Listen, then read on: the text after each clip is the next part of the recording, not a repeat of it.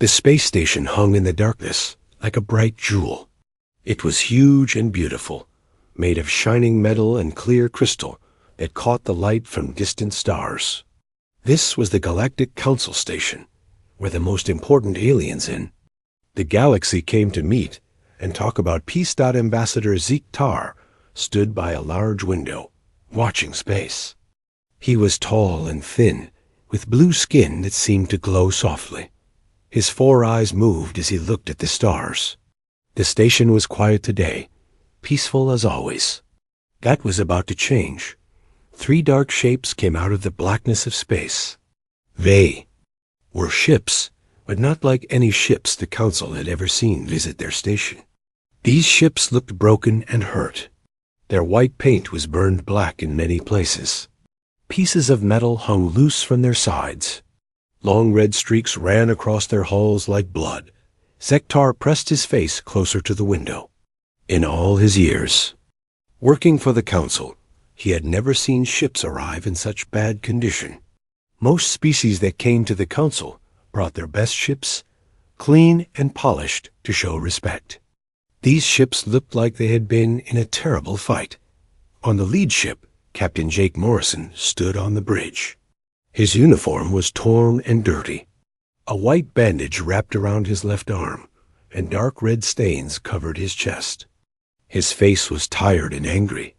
He had not slept in 2 days. "Captain," said Commander Lisa Harper from her station. She was trying to hide the pain in her voice, but Jake could hear it. Her leg was hurt badly, and she walked with a limp. "The Council Station is asking us to state our business." Jake looked around his bridge.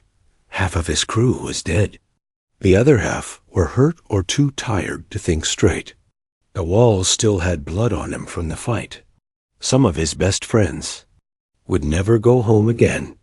"Tell them we're here for the meeting," Jake said. His voice was hard as stone. "Tell them we're here to talk about joining their council." Lisa pressed buttons on her control panel. She sent the message to the station. Jake knew the Council would not like what they saw. Good. Maybe it was time they learned the truth about their galaxy. Behind them, the other 2 ships followed. The HSS Retribution had a huge hole in its side that the crew had covered with metal plates. The HSS Vengeance looked even worse. Its front end was smashed, and one of its engine pods was gone completely. Chief Engineer Amy Rodriguez was still working in the engine room of the Defiance. Her hands were covered in blood, but it was not her blood. She had spent hours trying to save her crew members after the attack. She had pulled bodies from twisted metal and held dying friends in her arms. Her eyes were red from crying, but she kept working. "Captain," Amy's voice came through the speaker. "We can dock with the station, but barely. The docking clamps are damaged. We might have trouble getting off again." "Do it anyway," Jake said. "We came here to deliver a message. We're going to deliver it." Lieutenant Nick Davis stood at his station, holding a small computer pad. On it was a recording of everything that had happened: the attack, the fight, the deaths. The Council needed to see it. They needed to know what their peaceful galaxy was really like. "Sir," Nick said quietly, "are you sure about this? The Council likes things calm and quiet. They might not want to hear what we have to say." Jake turned to look at his young officer. Nick was only 23 years old. He had joined the space service to explore the stars and meet new alien friends. Instead, he had watched his shipmates die in a fight that should never have happened. "Nick," Jake said, 47 of our people are dead. Good people. People with families back home. People who trusted us to keep them safe.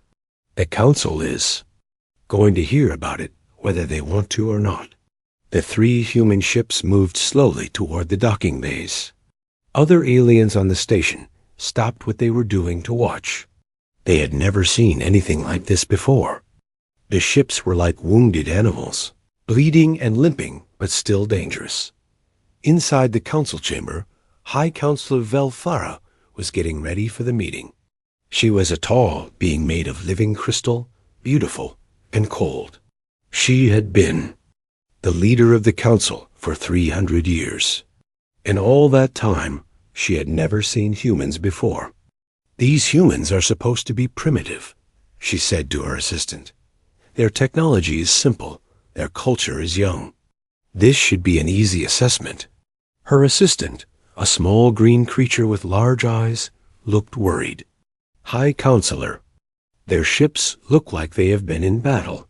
Should we ask them about it?" Velthara waved a crystal hand.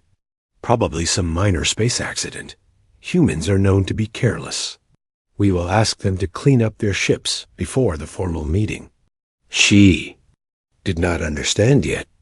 She thought humans were just another weak species looking for protection. She thought they would be grateful for any help the council might give them. She was about to learn how wrong she was. The 3 ships finally reached the docking bays. Metal arms reached out to grab them and pull them close to the station. The sounds of the docking clamps locking into place echoed through the hulls. Jake Morrison took a deep breath. In a few minutes, he would walk into that council chamber. He would stand before the most powerful beings in the galaxy and tell them the truth. He would tell them about the attack, about the deaths, about the failure of their precious peaceful system. He looked down at his blood-stained uniform. He could change into a clean one, but he would not. Let them see what their galaxy had cost. Let them see the price of their comfortable lives. "All right, people," Jake said to his crew. "Let's go meet the Galactic Council." The doors of the docking bay opened, and the humans stepped out onto the station. They brought with them the smell of smoke and blood, the sound of heavy boots on metal floors, and the cold anger of people who had lost too much. The peaceful station would never be the same again.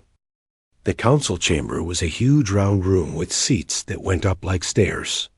Hundreds of different aliens sat in those seats, all looking down at the center where visitors had to stand. The walls were made of white stone that seemed to glow with soft light. Everything was clean and perfect, made to show how peaceful and civilized the council was. Captain Jake Morrison walked into the chamber with his officers behind him. Their boots made loud sounds on the quiet floor. Every alien in the room turned to look at them. Jake heard small gasps and whispers as they saw the blood on his uniform and the bandages on his crew. Commander Lisa Harper walked next to him, trying not to show how much her leg hurt. Lieutenant Nick Davis carried his computer pad with the recording of the attack. Chief Engineer Amy Rodriguez walked behind them, her hands still stained with blood from trying to save her crew members. At the top of the chamber sat High Counselor Velthara.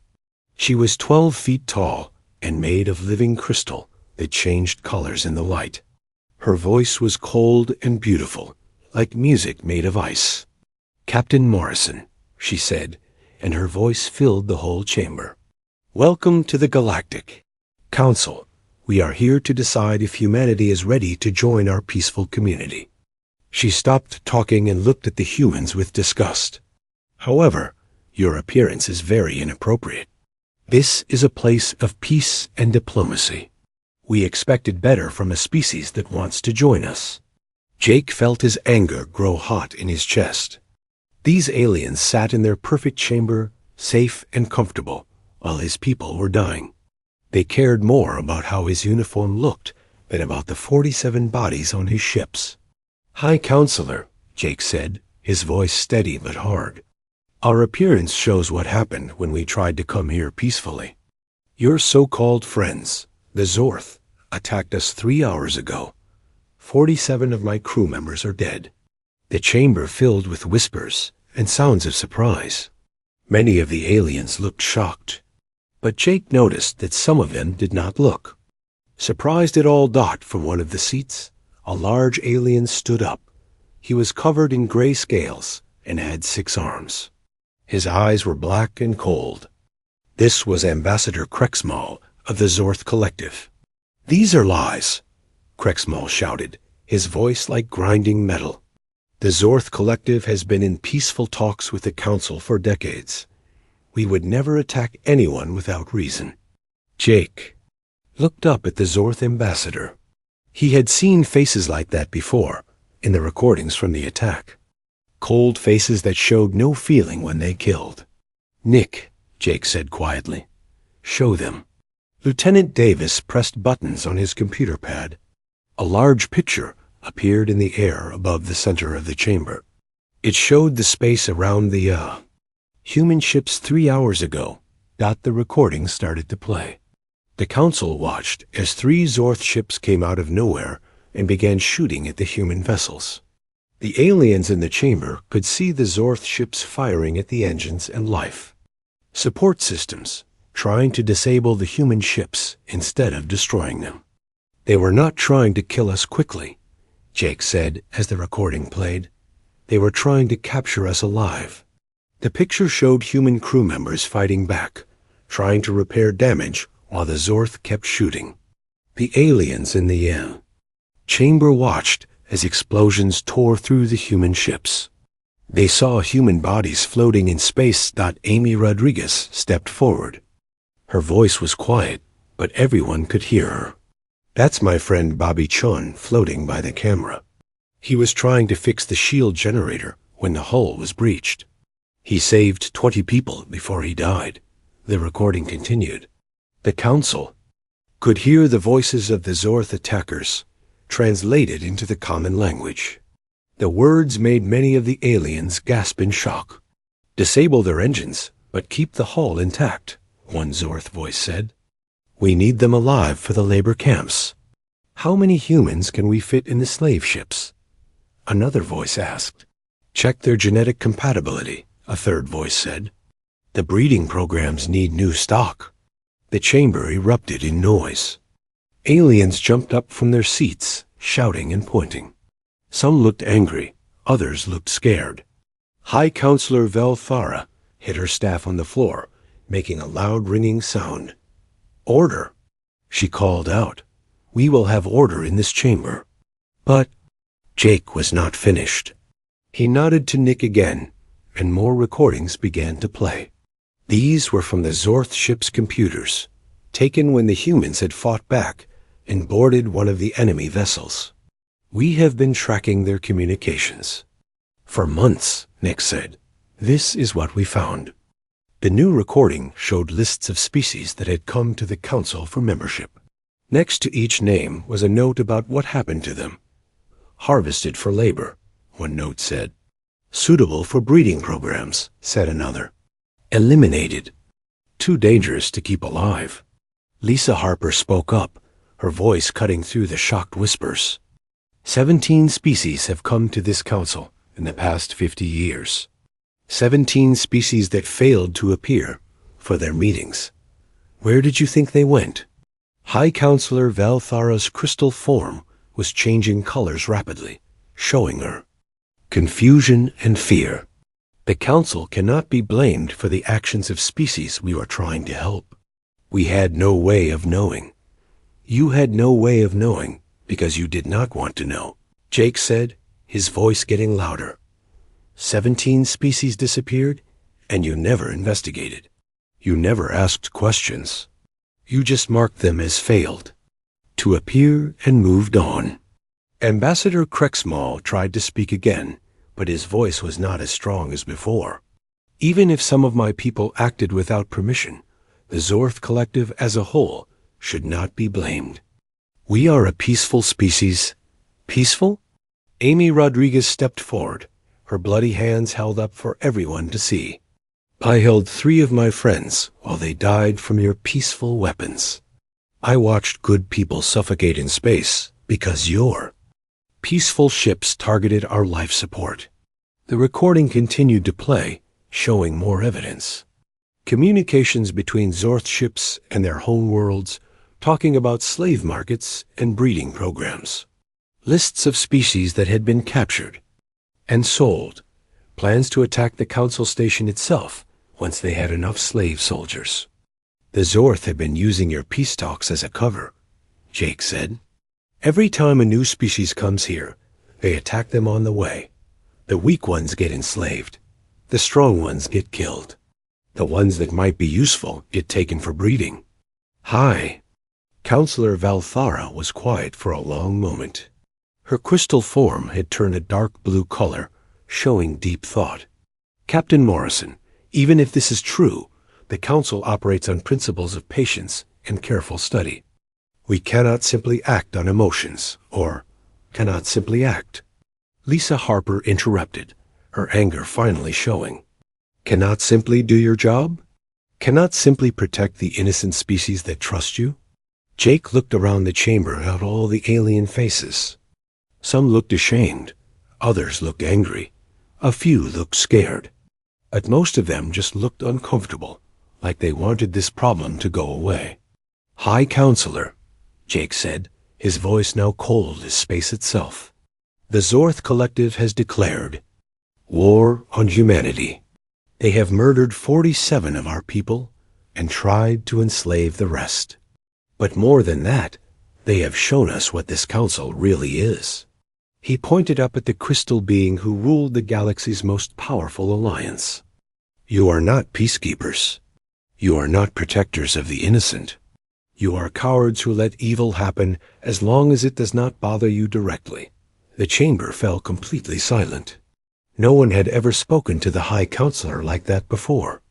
Valthara's crystal form turned bright red with anger. Captain Morrison, you forget yourself. You are speaking to the representatives of the most advanced civilizations in the galaxy. We have kept peace for 1,000 years. Peace? Jake laughed, but it was not a happy sound. You call this peace? 17 species dead or enslaved while you had your comfortable meetings? That's not peace, High Counselor. That's just looking the other way, while monsters do their work. The human captain took a step forward. We came here hoping to join a community of civilized beings. Instead, we found a group of politicians who care more about their meetings than about justice. Jake's next words rang through the chamber like a bell. Humanity will not be joining this council. We will not be part of your system of willful blindness. But we will deal with the Zorth ourselves. And anyone who tries to stop us will be treated as an enemy. The council chamber was in chaos. Aliens jumped up from their seats, shouting in dozens of different languages. Some pointed at the Zorth ambassador, others yelled at the humans. High Counselor Valthara hit her staff on the floor again and again, trying to restore order. Enough, she called out, her crystal voice cutting through the noise. We will examine this evidence properly. Captain Morrison, you will present your data to our investigation committee. They will study it and make recommendations. Jake Morrison looked up at her with cold eyes. Investigation committee? High Counselor, how long will that take? Months? Years? While your committee studies our evidence, how many more species will disappear? The council has procedures, Valthara said, her form turning a darker blue. We cannot act without proper study and debate. Civilized beings do not rush to judgment. Amy Rodriguez stepped forward, her hands still showing the blood of her friends. Civilized beings don't let 17 species get murdered while they have meetings about meetings. Lieutenant Nick Davis activated his computer pad again. New information appeared in the air above the chamber. It was a map of the galaxy, showing the locations of different star systems. This is what we found in the Zorth computer systems. Nick said, the locations of 17 worlds that used to have intelligent life. The Zorth call them harvest zones now. The map showed each world in detail. Some were empty, their cities destroyed, and their people gone. Others had huge prison camps where millions of beings worked as slaves. A few had been turned into breeding facilities where captured aliens were forced to have children who would be born into slavery. The Kepler 186 system used to be home to the Zephyrians, Nick continued. They were a peaceful species that came to the council 60 years ago. They never made it to their appointment. A new image appeared, showing a beautiful blue world with silver cities. Then the image changed to show the same world now. The cities were ruins, the oceans were black with pollution, and huge mining machines covered the surface. 15 million. Zephyrians lived on this world, Nick said. The Zorth took the young ones for slaves and killed the rest. They strip-mined the planet for rare metals. More images appeared.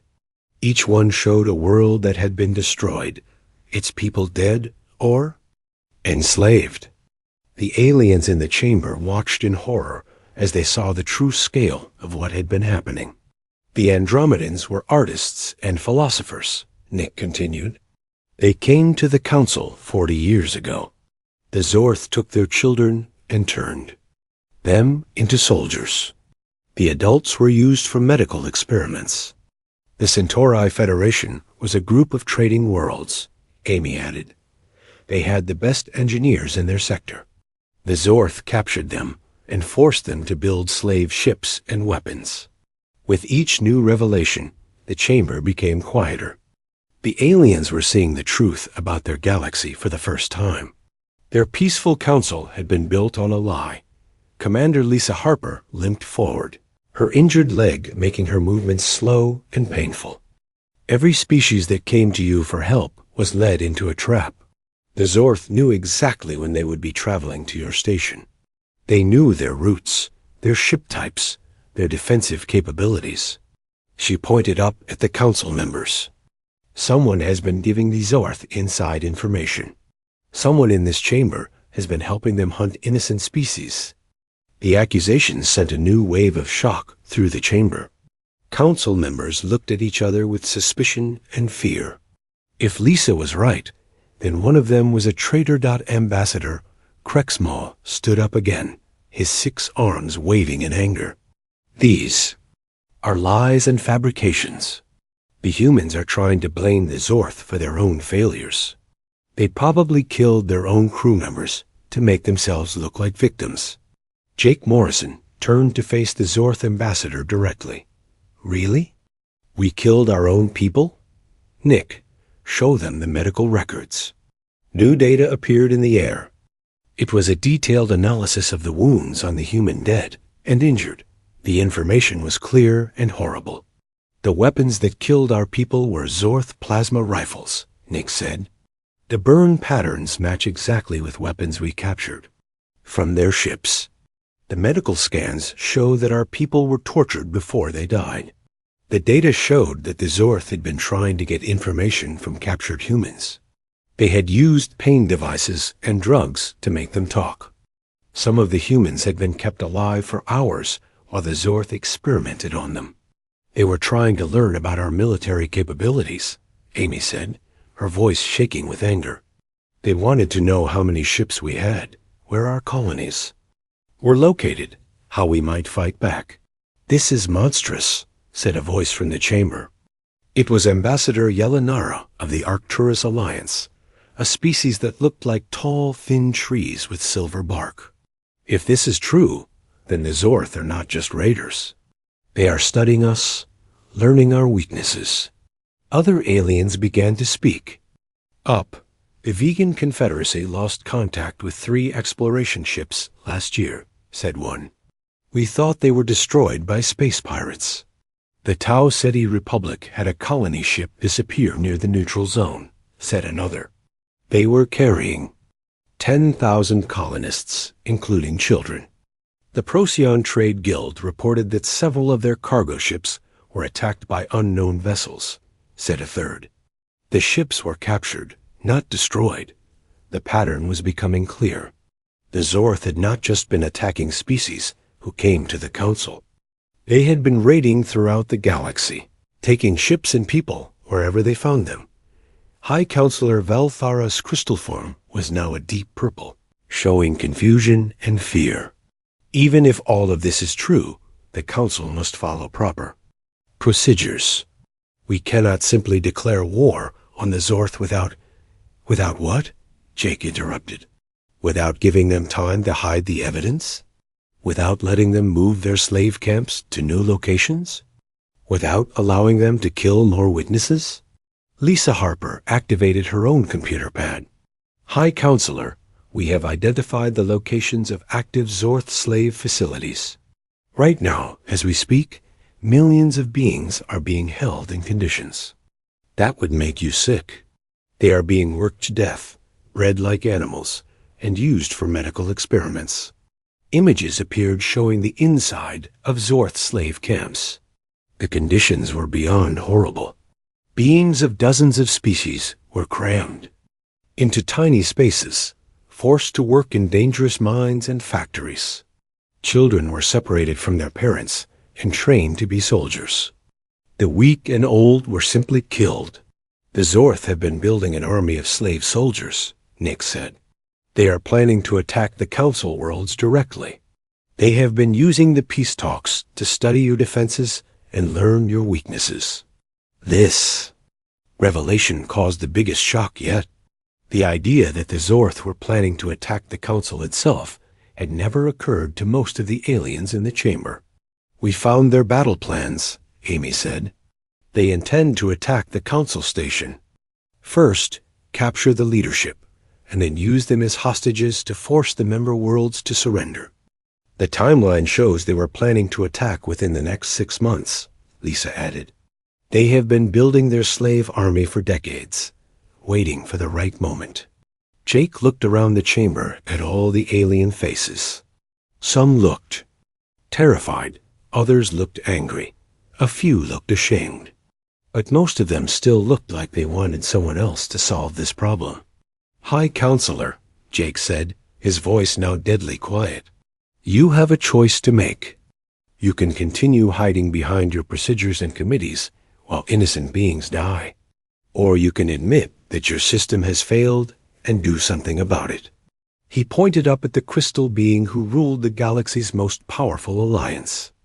The Zorth are not going to stop. They will keep taking species, keep building their slave army, until they are strong enough to take everything, including your precious council. Velfara was quiet for a long moment. Her form shifted through different colors as she thought. Captain Morrison, even if we accepted everything you have shown us, the Council cannot simply abandon centuries of diplomatic tradition. We must try to negotiate. Negotiate? Jake's voice was filled with disgust. High Counselor, we have shown you slave camps, torture chambers, and plans for galactic conquest. What exactly do you think you can negotiate with monsters like that?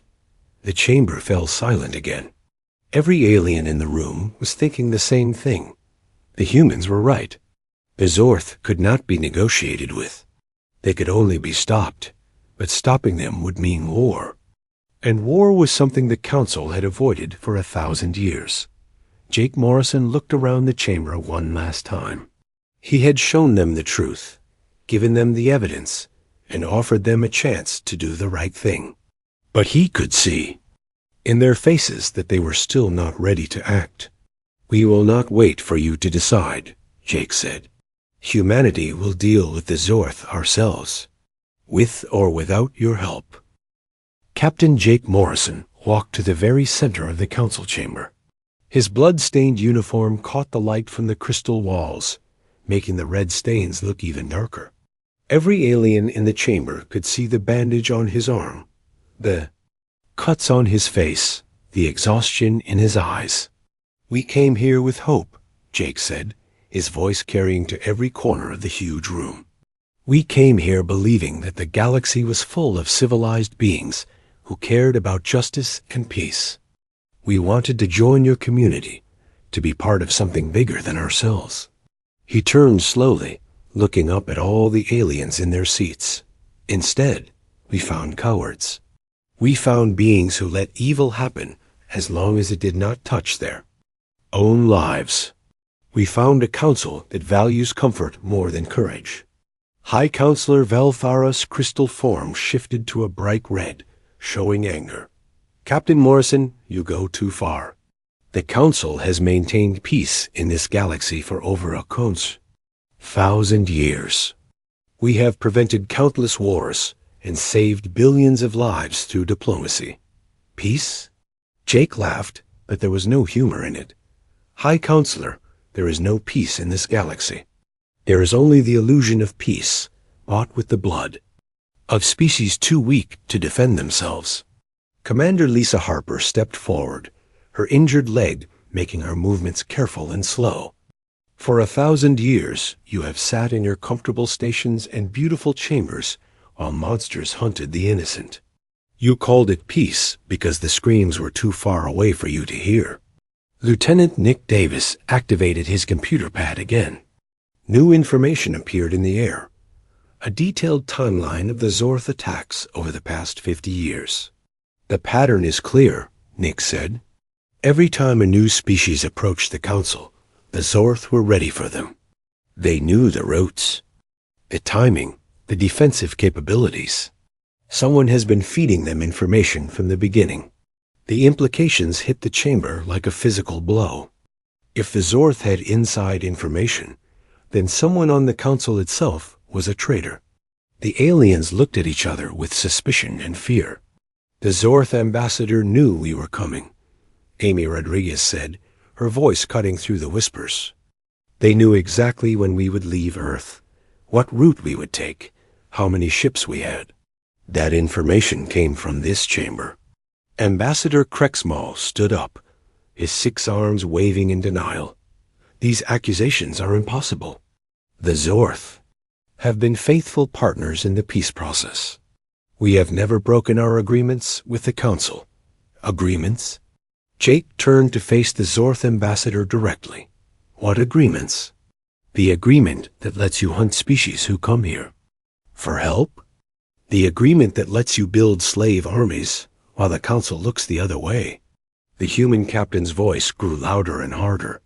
We know about the secret meetings, Krexmal. We know about the payments to Council members. We know about the information you have been buying. This revelation sent shockwaves through the chamber. The idea that Council members had been taking bribes from the Zorth was almost too horrible to believe. You want proof? Jake nodded to Amy, who activated her own computer pad. We found financial records in the Zorth ship we captured. Payment, schedules, account numbers, even recordings of conversations. The evidence was overwhelming. The data showed that several Council members had been receiving payments from the Zorth for decades. In exchange, they had provided information about species seeking membership, trade routes, and defensive capabilities. Council member Zietvath of the Rigel sector received 2 million credits for information about the Andromedans. Amy read from the records. Council member Valcerin of the Canopus Alliance received 5 million credits for data on the Centauri Federation. More names appeared on the display. Almost a dozen Council members had been involved in the conspiracy. They had sold out innocent species for money, condemning entire civilizations to slavery and death. The chamber erupted in chaos as the accused members tried to defend themselves. Some denied the charges. Others claimed they were being framed. A few simply sat in silence, their guilt written on their faces. This explains everything, said Ambassador Yelenara of the Arcturus Alliance. The missing species, the failed communications, the convenient accidents. We have been harboring traitors for decades.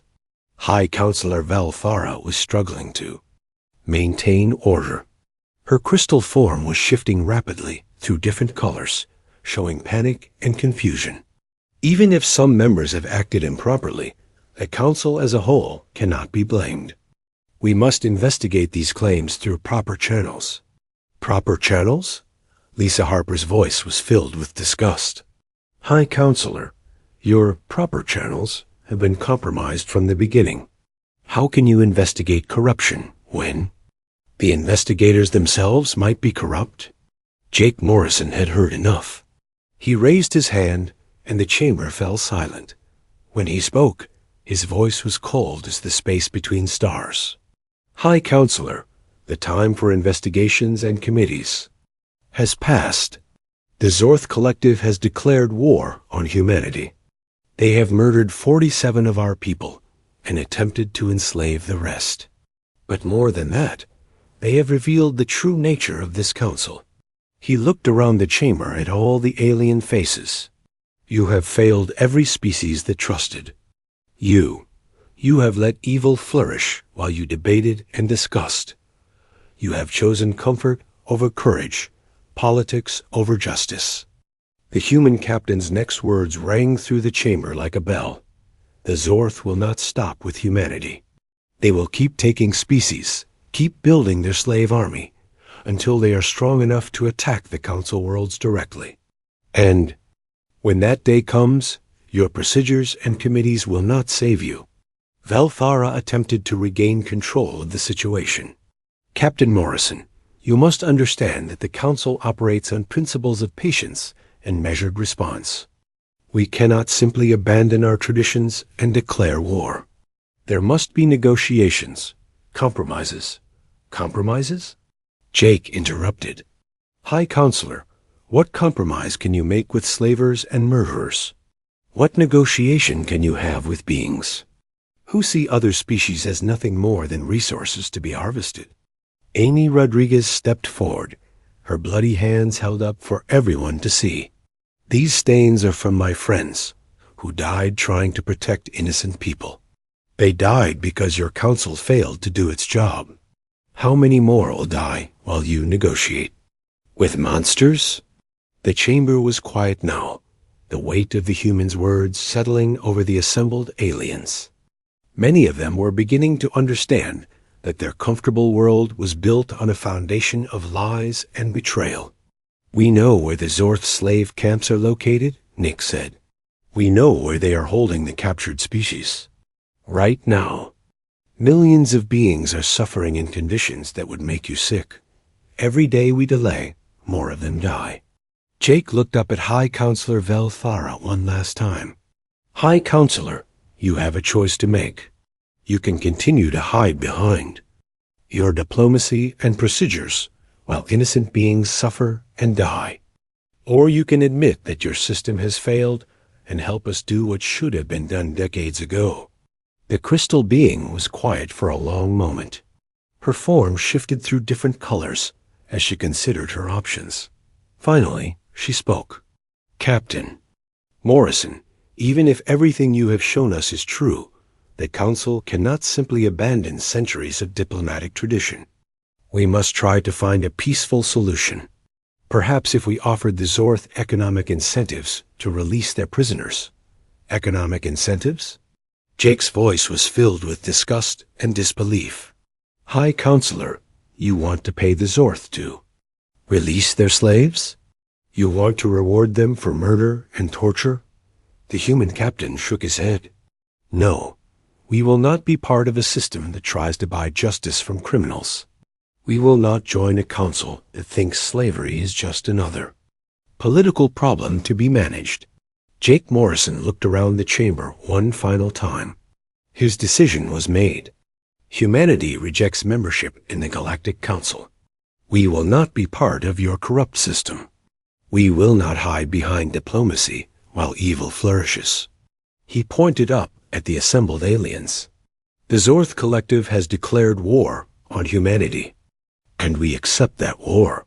We will hunt them down, we will free their slaves, and we will make them pay for every innocent life they have taken. The human captain's voice grew harder, more determined. Any species that stands with the Zorth will be treated as our enemy. Any species that helps them, trades with them, or provides them with sanctuary will face the consequences. He paused, letting his words sink in.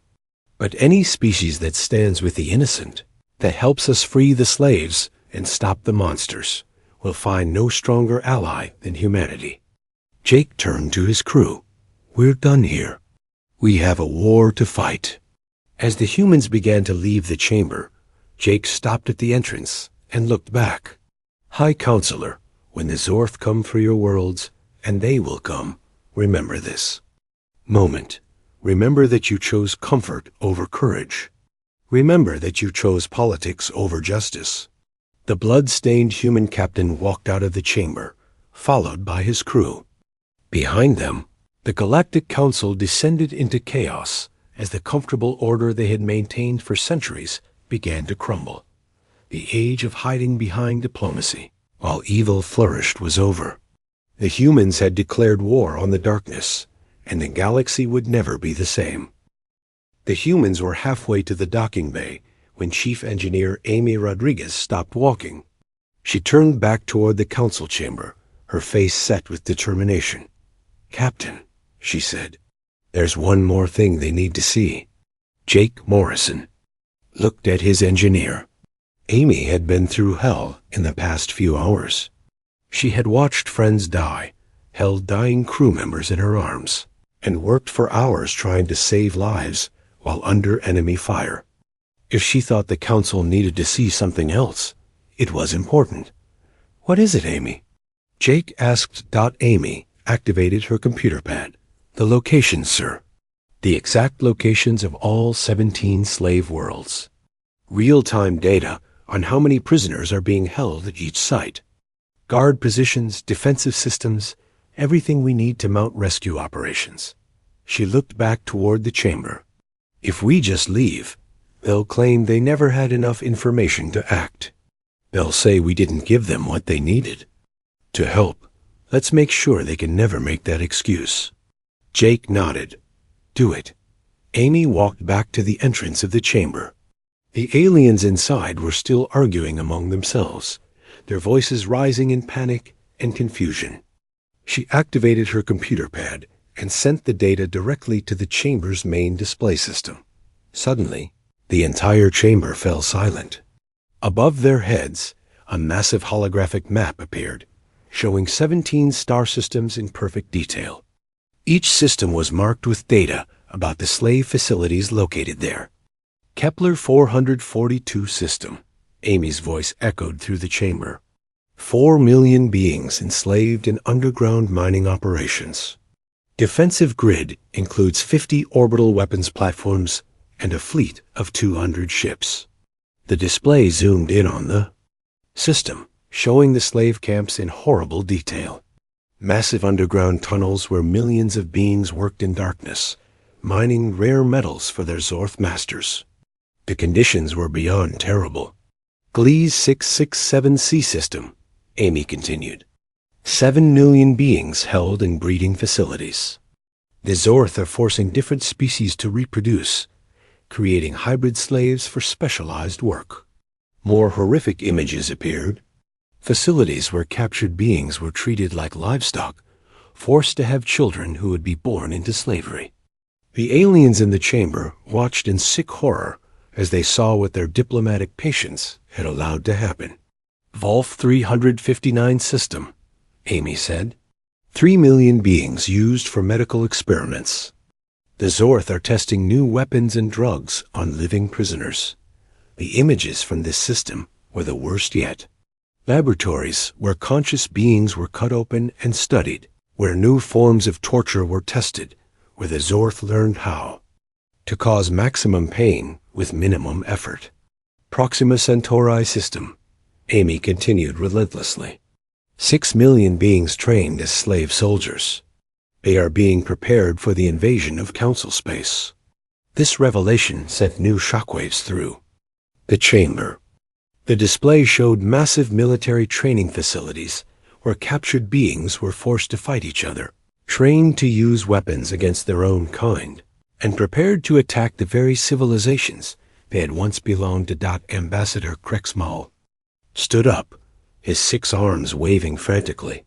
"These images are fabricated. The humans are lying to turn you against the Zorth Collective."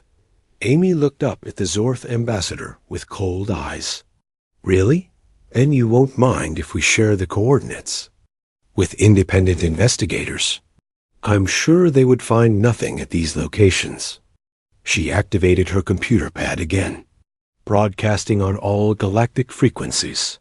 Every species in the galaxy can now verify these locations for themselves. The effect was immediate. Communication devices throughout the chamber began beeping and beeping, flashing as messages poured in from across the galaxy. Ships were already being dispatched to investigate the coordinates Amy had provided. "Wait!" Krexmal shouted. "You cannot simply violate neutral space." Those systems are under Zorth protection. Any intrusion will be considered an act of war. His words confirmed everything the humans had claimed. If the systems contained nothing but empty space, why would the Zorth consider investigations to be acts of war? High Counselor Velthara's crystal form was now a deep purple, showing confusion and fear. Captain Morrison, even with this information, the Council cannot simply authorize military action. There are procedures, legal frameworks that must be followed. Jake had heard enough. He walked back into the chamber, his blood-stained uniform, a stark reminder of the cost of the Council's inaction. High Counselor, Jake said, his voice cutting through the noise. Right now, as we speak, millions of innocent beings are suffering in those camps. Every minute you spend on procedures and legal frameworks, more of them die. Commander Lisa Harper limped back into the chamber behind him. How many more species need to disappear while you debate? How many more civilizations need to be destroyed while you hold meetings? Lieutenant Nick Davis activated his own computer. Pad, we have identified the next targets. The Zorth are planning to attack the Vega system next week. 12 billion beings live in that system. They have no idea what's coming. The chamber erupted in shocked whispers. The Vega system was well known throughout the galaxy, home to a peaceful species of artists and musicians who had never hurt anyone. After Vega, they planned to hit the Altair colonies, Nick continued. Then the Spica trade routes. The pattern is clear. They are moving closer to Council space with each attack. Amy Rodriguez stepped forward one last time. The timeline shows they will attack the Council station itself within 6 months. They have been planning this for decades, using your peace talks to study your defenses and learn your weaknesses. She pointed up at the assembled aliens. Every day you delay, they get stronger. Every day you waste on committees and procedures, they add more slave soldiers to their army. Jake Morrison looked around the chamber at all the alien faces. Some looked terrified, others looked ashamed. But most of them still looked like they wanted someone else to solve this problem. We're done waiting, Jake announced. Humanity will not stand by while innocent beings suffer. We will not hide behind diplomacy while evil flourishes. He activated his own communication device. This message is being broadcast to every species in the galaxy. Humanity stands ready to defend those who cannot defend themselves. We call upon all civilized beings to join us in stopping the Zorth threat. The human captain's voice grew stronger, more determined. We know where the slave camps are located. We know how many prisoners are being held. We know the defensive capabilities of each site. The information has been shared freely with everyone. Jake looked directly at High Counselor Velthara. High Counselor, you have one last chance to do the right thing. Join us in liberating those camps. Help us free the millions of beings who are counting on us to save them. Velthara was quiet for a long moment. Her crystal form shifted through different colors as she considered her options. Captain Morrison, the Council cannot authorize military action without proper debate and voting procedures. Perhaps in a few months, after thorough investigation. A few months. Jake's voice was filled with disgust. High Counselor, in a few months those prisoners will be dead. In a few months, the Zorth will have attacked the Vega system. In a few months it will be too late. The human captain shook his head. We will not wait for your committees to finish their debates. We will not let innocent beings die while you worry about procedures. Jake activated his communication device again. To all species listening to this broadcast, the age of hiding behind diplomacy while evil flourishes is over. The Galactic Council has chosen comfort over courage, politics over justice. His voice carried across the galaxy, reaching every world. Every ship, every being who had ever hoped for protection from those stronger than themselves. Humanity rejects the authority of the Galactic Council. We will not be bound by their failed system. We will not accept their willful blindness to suffering." Jake paused, letting his words sink in across the galaxy. "But we extend our hand to every species that stands for justice. Every being that believes the strong should protect the weak. Every civilization that refuses to accept that evil is just another political position to be negotiated with." The human captain looked up at the assembled council members one last time. "When the Zorth come for your worlds, and they will come, remember this day. Remember that you chose bureaucracy over bravery. Remember that you chose meetings over morality."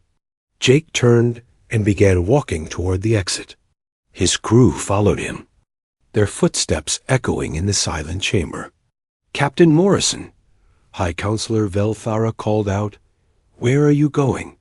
Jake stopped at the entrance and looked back.